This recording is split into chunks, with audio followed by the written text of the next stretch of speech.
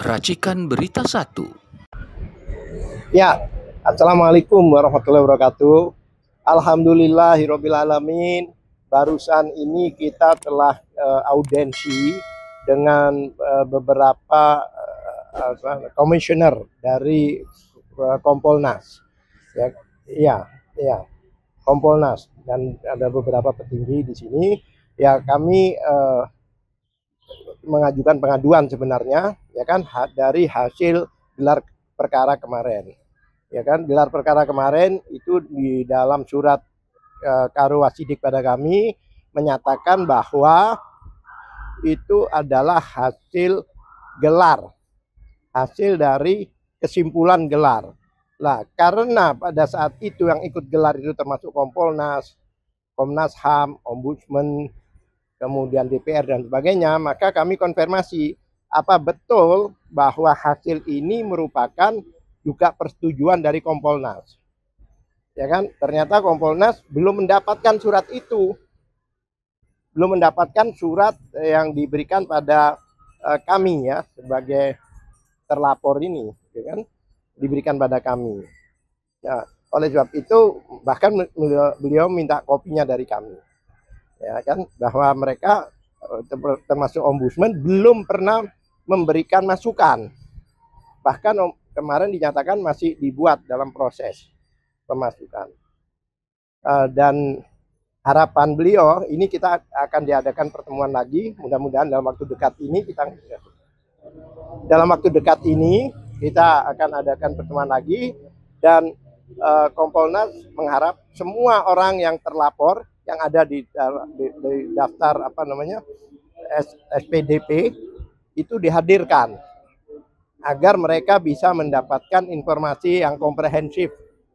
Ya kan, memang kami sampaikan kejanggalan-kejanggalan ya, bahkan termasuk undang-undang perlindungan saksi dan korban yang menyatakan jika sudah ada pengaduan atau laporan tidak boleh dilaporkan balik. Harapan kami semua pelaporan yang dilakukan di Polda itu dihentikan, karena laporan dari kami, dari khususnya TPUA itu belum diproses dengan sampai tuntas, ya kan. Bahkan laporan dari 3 grup komunitas itu seperti Pradi Bersatu dan sebagainya, kami minta itu juga untuk dihentikan karena tidak ada perbuatan pidana yang di dalam pasal-pasal tersebut yang dilakukan oleh para terlapor. Ya kan, kami jelaskan tadi 160 tidak ada kerusuhan, tidak ada orang melakukan tindak pidana karena penghasutan. Kemudian 28 ayat 2 juga demikian, tidak ada masalah surat. Ya kan? Apalagi dulu yang unsur karetnya itu yaitu antar golongan sudah nggak ada lagi di dalam pasal itu. Kemudian pasal 28 ayat 3 bahkan di drop kayaknya, karena baik di SPDP ya kan maupun di panggilan-panggilan saksi kemarin tidak ada lagi. Karena apa? Kalau 28 ayat 3 itu disampaikan, maka harus ditunjukkan ijazahnya. Karena itu dianggap kebohongan kan? Kalau kebohongan aslinya berupa ijazah harus ditunjukkan. Yang mana untuk menegaskan bahwa orang yang mengatakan tidak asli itu bohong. Tapi tak nampaknya di drop. Oleh sebab itu kami, khususnya tim kami, ya kan, itu menduga ini nampaknya ke depan bukan masalah ijazah yang akan dimajukan, tapi masalah pasal-pasal yang di luar ijazah itu.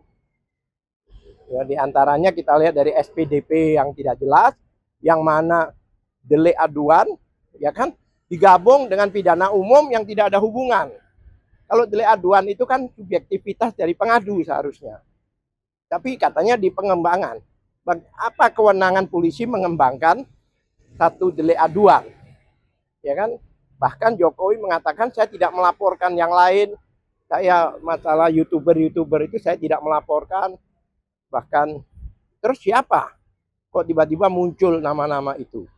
Oleh sebab itu Kompolnas nampaknya tertarik sehingga menjadwalkan ulang untuk ada pertemuan dengan semua yang terlapor di situ, dan kami sepakati ini dalam waktu dekat ini. Saya pikir hanya begitu, ya kan. Yang jelas Kompolnas tidak tahu menahu, ya kan, bahwa ada jawaban yang mengatakan bahwa penghentian penyelidikan menurut surat itu ya, penghentian penyelidikan itu sudah sesuai aturan yang berlaku. Yang kami heran, aturan yang mana yang dimaksud? Karena di aturan semua dilanggar kok yang berlaku.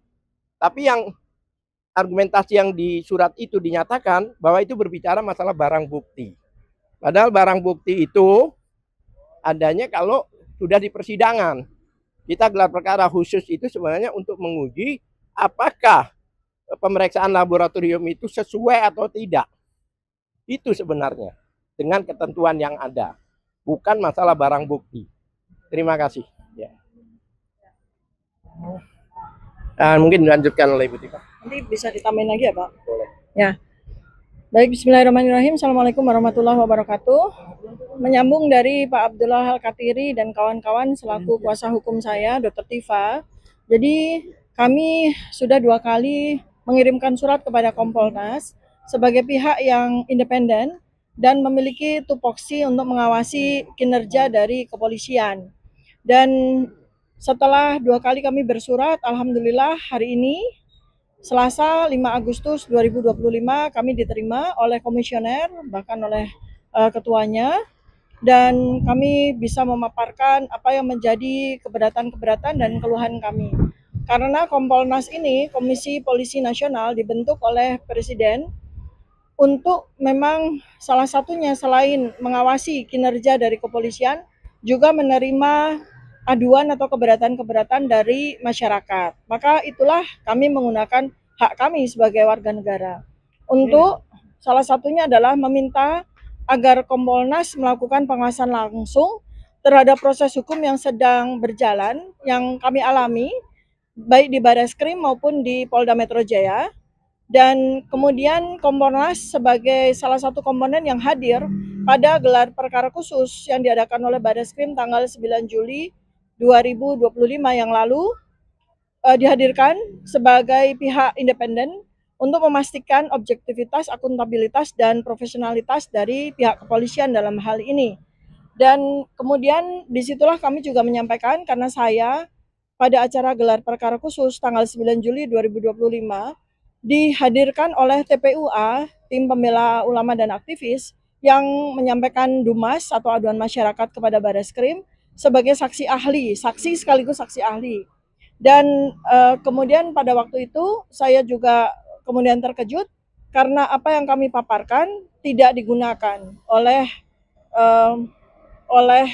Barreskrim di dalam surat penghentian penyidikan, ya, karena kami menyampaikan data-data primer, sedangkan yang disampaikan adalah data-data sekunder. Jadi di situ kami merasakan bahwa ada hal-hal yang tidak bersifat adil, sehingga kami mengharapkan agar Kompolnas dalam hal ini akan bisa memberikan masukan kepada pihak kepolisian.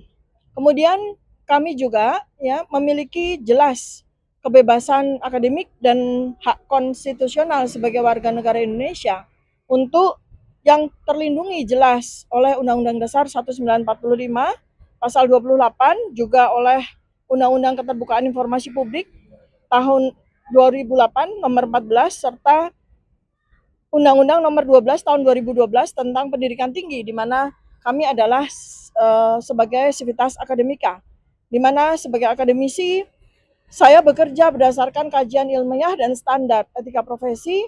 Namun dalam perkara ini justru saya dikriminalisasi. Instrumen hukum digunakan sebagai alat kekuasaan untuk membungkam apa yang sebetulnya menjadi domain dari ilmiah yang sekarang ini sedang kami jalankan. Kami dianggap mengkritik, kemudian melakukan pencemaran nama baik dan sesungguhnya, dan beberapa pasal yang sama sekali tidak ada hubungannya dengan kami.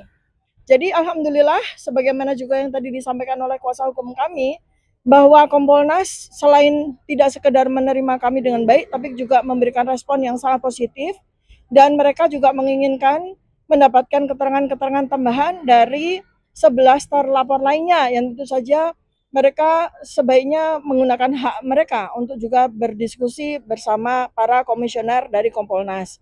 Dan direncanakan dalam waktu dekat kami akan bersama-sama 12 terlapor beserta dengan para kuasa hukumnya untuk melakukan diskusi dengan sangat terbuka sebagaimana yang hari ini saya rasakan demikian terhadap para komisioner Kompolnas. Demikian yang bisa saya sampaikan, mudah-mudahan teman-teman seluruh Indonesia mendapatkan update dari kami bahwa kami terus bergerak untuk memperjuangkan tidak hanya kebenaran tapi juga keadilan. Keadilan dan kebenaran yang sangat diperlukan bagi masyarakat untuk tegaknya penjelasan secara ilmiah maupun secara hukum terhadap kasus dugaan ijazah palsu yang sudah bertahun-tahun ini ya, 11 tahun ini menjadi sebuah pertanyaan besar bagi rakyat Indonesia. Juga Bareskrim sendiri di dalam gelar perkara khusus Karo Wasisdik pun mengatakan bahwa soal ijazah palsu ini bukan hanya sekedar isu kecil, bukan hanya sekedar masalah parsial, tetapi menjadi sebuah isu nasional. Dan untuk diketahui, sekali lagi saya juga terus sampaikan bahwa isu tentang dugaan ijazah palsu ini sudah menjadi isu internasional. Karena ada beberapa negara, beberapa lembaga internasional yang sudah memberikan respons dan perhatian terhadap isu ini.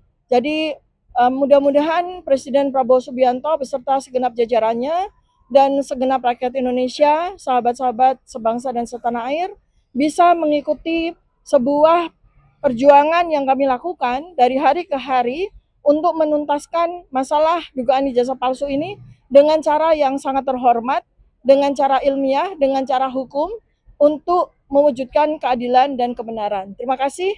Assalamualaikum warahmatullahi wabarakatuh.